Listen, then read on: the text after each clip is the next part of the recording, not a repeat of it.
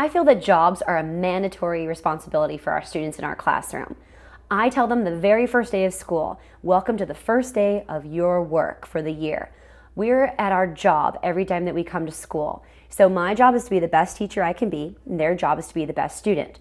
But I also give them each a job for an entire week. Now, when I first started teaching, I thought it was important to have a light helper and a line leader and a door holder and maybe the caboose who stands at the end of the line. But as my experience has gone forward, I have found that every child thrives off having responsibility every day. So I have 14 children this year, and I have 14 jobs. I change those jobs weekly, but now my jobs have expanded to a calendar helper, a meteorologist, a snack helper, an electrician. I like to use the whole word, and they thrive off using big words. I have a job even for watering plants and a job to do every little thing.